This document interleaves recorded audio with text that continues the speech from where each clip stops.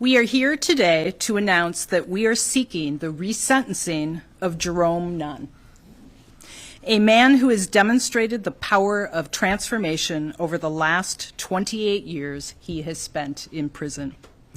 We are proud to have him here with us today. The same day we filed a petition asking the court to reduce his sentence. We believe this is the first such petition filed in the state of Minnesota since the Minnesota Legislature created Prosecutor-Initiated Sentencing Adjustment, which we refer to as PISA, in 2023. PISA allows prosecutors to request sentencing reductions where an individual has clearly demonstrated both that they are rehabilitated and that further incarceration is no longer in the interest of justice or public safety. We believe all are true of Jerome Nun. Minnesota is the 6th state to provide prosecutors this type of resentencing tool. The PISA statute was supported by 2 of the state's largest victims' rights coalition, Violence Free Minnesota and the Minnesota Coalition Against Sexual Abuse, as well as the Department of Corrections, whose commissioner, Paul Schnell, stated that in order to, quote, transform lives for a safer Minnesota, we must recognize when the length of someone's sentence imposes undue hardships on them and take into account their efforts to rehabilitate and become productive members of our communities. We also agree with the Department of Corrections that PISA will help address some of the startling disparities in our system of justice and incarceration. Before asking for this sentence adjustment, we carefully reviewed our internal case file, Mr. Nunn's criminal history, and 28 years of prison records from the Department of Corrections. We also made good faith efforts to notify victims and consider what impact a sentence change might have on them. All are required by law and essential steps of this process. In the petition we filed today, we are asking the court to reduce Mr. Nunn's sentence to time served because he has turned his life around in a manner that is nothing short of remarkable. He has spent the last 28 years rehabilitating himself and improving not only his life, but the lives of others. Jerome Nunn entered prison in 1995 when he was 19 years old, to serve a life sentence for the murder of Abdul Poe and a consecutive 180-month sentence for the attempted murder of John Holmes. There is no doubt that the crime Jerome committed was terrible. At the same time, his life history also mirrored what we see too often in young people who enter the legal system. When Jerome committed this crime, he had a 5th grade education. His mother became addicted to pain medication after an accident when he was 10 years old, and he became his own provider at the age of 13. Over the nearly 3 decades in prison that followed, Mr. Nunn worked hard and turned his life around. He earned multiple degrees and became an ordained minister. He earned dozens of certificates from the Department of Corrections and completed extensive programming. He is now a community leader and mentor inside and outside of prison walls. He has also taken his experiences and what he learned during his incarceration to develop programming for the Department of Corrections about restorative justice. Recognizing his remarkable efforts at rehabilitation, the Department of Correction transitioned Mr. Nunn to work release in 2023. Since his transition to work release in 2023, Mr. Nunn has continued to better himself and the community. He currently works at a nonprofit organization as a reentry specialist, where his manager has reported that he arrives at work every day with a smile on his face, as he helps other people with criminal records find meaningful jobs and services as they re-enter their communities. Danielle Jones, the extraordinary mother of the deceased victim in this case, Abdul Poe, has forgiven Nunn and supports his full and free return to society. Her attorney, Laura Nyrider, is here today on her behalf. We want to express our profound admiration for Danielle Jones. We cannot imagine the pain she has felt since the loss of her son, Abdul.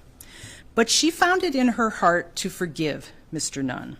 And nearly 20 years ago, she, quote, officially adopted Mr. Nunn as her spiritual son. The two have written and spoken frequently, sharing details about their lives and families. Jones has been advocating for Mr. Nunn's release since 2014, when she wrote, "I am pleading with you for Jerome's sentence to be changed to time served and for him to be granted an immediate release and come out of prison as soon as possible." We agree. And now that we have filed our petition, it is up to the judge to decide whether there are substantial and compelling reasons to grant Mr. Nunn relief under the PISA statute. Protecting public safety does not end at sentencing. Circumstances can change over time, and so can people. When an individual like Jerome Nunn has done such hard work to rehabilitate himself and has proven he won't endanger public safety, this law gives us a tool to help consider sentences like his in a fair and transparent way. It is always the responsibility of a prosecutor to seek justice. There are a number of people here with me today, and I'd like to introduce them before Ms. Nyrider comes up to speak. David Singleton is Mr. Nunn's lawyer, who has been working for Mr. Nunn's release for many, many years. Mr. Nunn's sister, Serena Nunn McCullers, is a lawyer and advocate for her brother. She's right there, taking video of everything, is also with us. Also here is Mike Wynn, President and CEO of Emerge, a nonprofit organization that, among its many programs, provides vital re-entry services to formerly incarcerated individuals. Mr. Nunn now works for Emerge as part of their re-entry workforce team. We are also fortunate to be working on PISA with two talented attorneys from the University of St. Thomas Law School, Monique Salvetti and Piper Wold, tucked in the back there. Piper and Monique assist our office in evaluating cases for PISA and have put a lot of time and effort into the petition we are filing on behalf of Mr. Nunn today. I want to thank all of you for your important work on these cases. And finally, I want to recognize the members of our office's PISA team who have worked to get PISA off the ground in Hennepin County for the past year. Claire Deagle, Cole Beaton, oh, right behind me, Travis Sigafus, and Tiana Nelson. Thank you. And Jill Barretto. How did I? And Jill Barretto. Thank you so much. You've worked really, really hard on this case and others. We are grateful that the legislature has given prosecutors around the state the power to seek sentence adjustments when needed. And we hope the court grants our request and releases Mr. Nunn. Ms. Nyrider?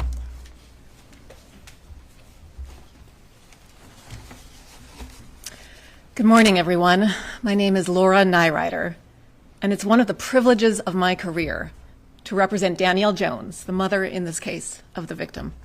Ms. Jones is unable to attend today, but she's asked me to pass along a message from her.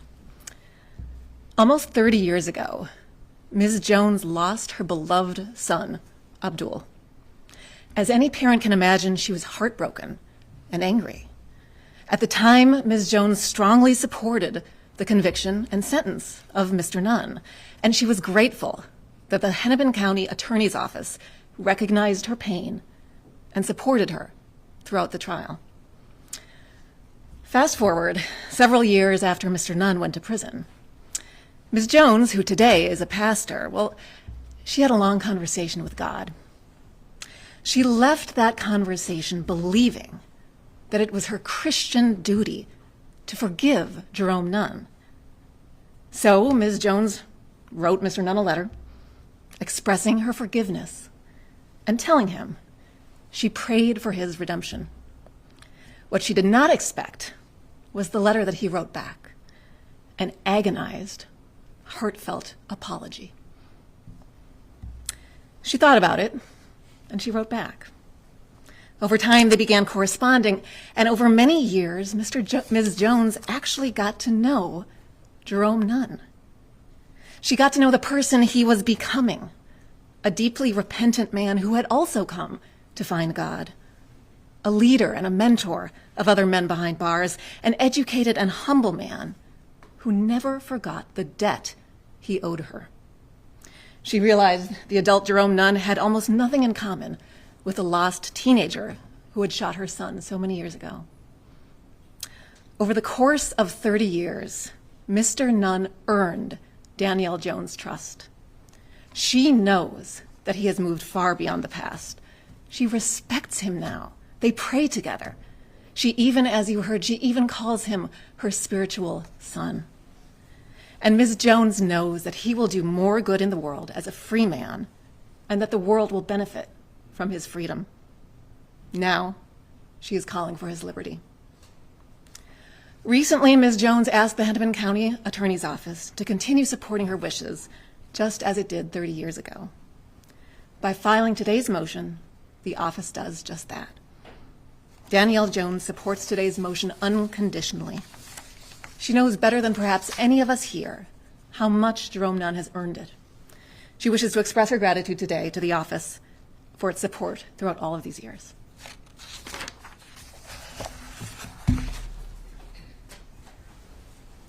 Thank you, Laura.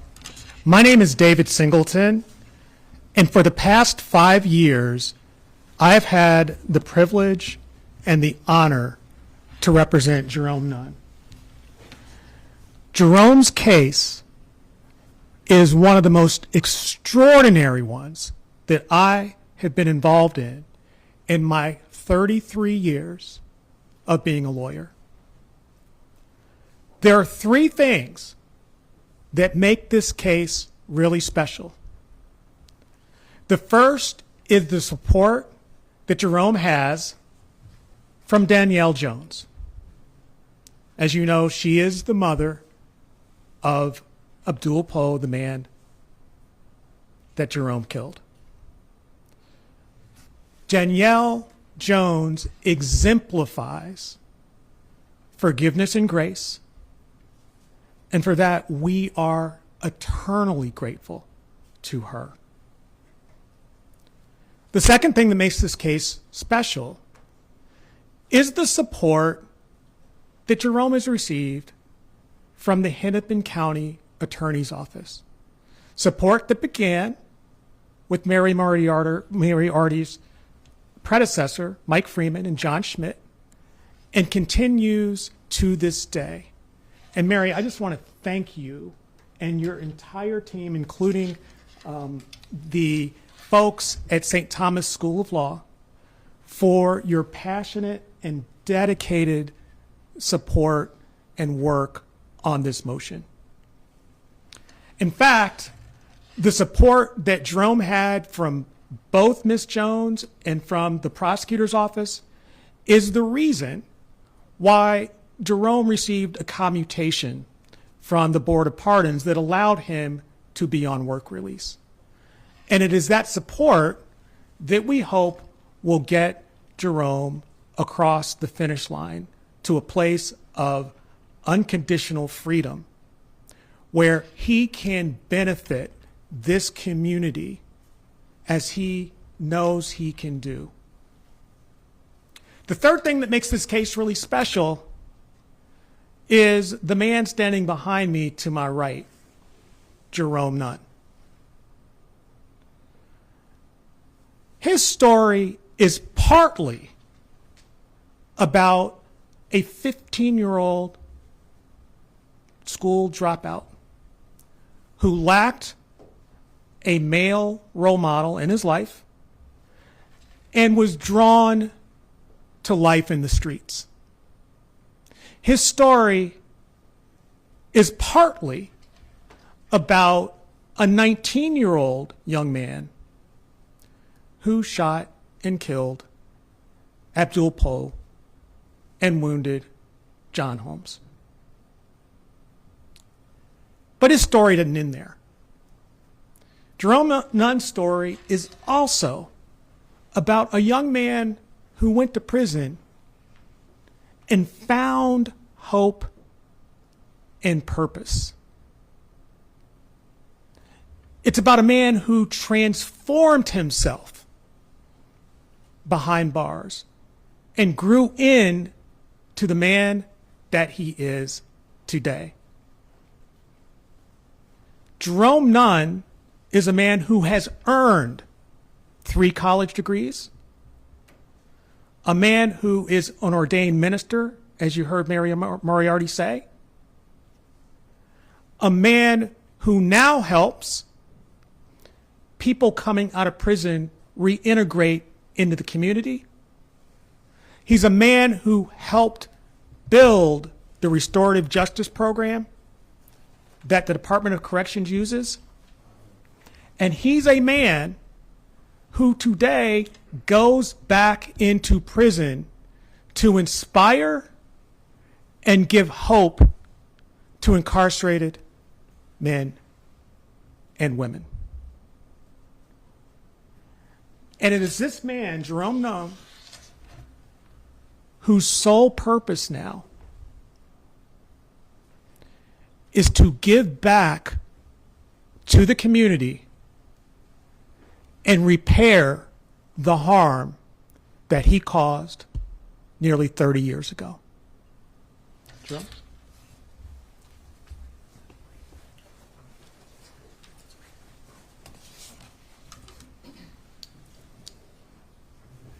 Good morning. My name is Mike Wynne, W-Y-N-N-E. I'm the president and CEO of Emerge in Minneapolis. And Emerge is a community organization that is about revealing the potential in people to build economic opportunities. A major component of this work is to provide program services and second chances for people leaving incarceration. I'm here today on behalf of the entire team at Emerge, several of whom are out of town today but who wanted to be here and are certainly here in spirit to support Jerome Nun. Jerome provides us all with a great example of restorative redemption. Jerome came to Emerge last year, shortly after his release from prison, to participate in our reentry program. He accomplished many goals quickly, and then through his own initiative, ultimately won an opportunity to become a staff member of our organization within about 6 months' time. I'll note that to become a staff member, that's an unusual speed to graduate from being a participant in the program to being on the staff, but it was plain to see that Jerome stood out. It's easy to see through his own difficult journey that he has transformed himself into a compassionate leader, humble, decent, generous, with an infectious passion and positivity for doing good work in the world, reaching back to help and mentor others and teaching from his own experience. That energy shows up every day in Jerome's work as a reentry coach at Emerge. He is all about making amends and creating a balance in our community, and he works with intention and urgency to do so. Already he's helped dozens of formerly incarcerated adults connect to resources and opportunities, as well as being an important member of a dynamic team that does this work at Emerge. He is doing it with a level of kindness, hard work, honesty, and enthusiasm that is truly unique. I can't think of a better person on a better track to do right by this opportunity to have his sentence adjusted to completion. Our organization is proud of Jerome and his accomplishments, and we look forward to many great things he plans to do to pay it forward in our community. And I thank you, and I'm very pleased to be here.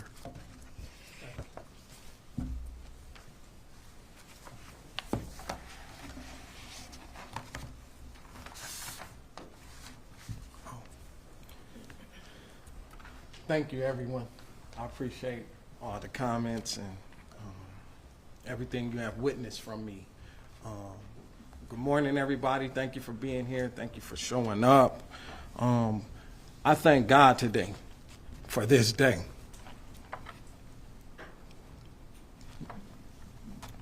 Even more, I thank God for Danielle Jones, and her love, her compassion, and her forgiveness for me. It is completely divine. There is nothing I ever experienced on that level, and it's just a divine demonstration. I thank the entire team for their work, for their direction. Even more, I just thank you for hearing Danielle's voice. And not only that, but taking the steps to hear her reasoning, why she wanted to do and why she want to see me completely done. So I thank my family. I thank my church. I thank the greater community, because I'm not who I am without them. They continue to pour in me, continue to make a way for me, and continue to give me opportunity to grow. Again, each day I'm accountable for my actions to my community, to my victims, and to my family. Every day I get up to make a difference. Every day I am grateful to have the opportunity to make a difference. I stand appreciative. I stand grateful. And I continue want to be able to create no more harm in the community. I continually want to make a difference in people's lives who come from obstacles, barriers, and hard backgrounds. I'm here today to continue forward, paying atonement for my actions, always mindful of the hurt I have caused the community, but always mindful I can help heal the community too. So my thought and my hope and my prayer is, and I believe it's my hope and prayer of my church, and I believe it's the hope and prayer of my community, and it's the hope and prayer of my family, and I believe it's the hope and prayer of this entire team, that the judge will agree, and not only just agree with the petition, but support Danielle's request. I know that this is just a step to the goal, but I hope that the judge agrees with the petition, and more so, supports Danielle's request. I'm here to make a difference as an emerged leader in our state. I want to continue to help others and work with others to do great things in this state.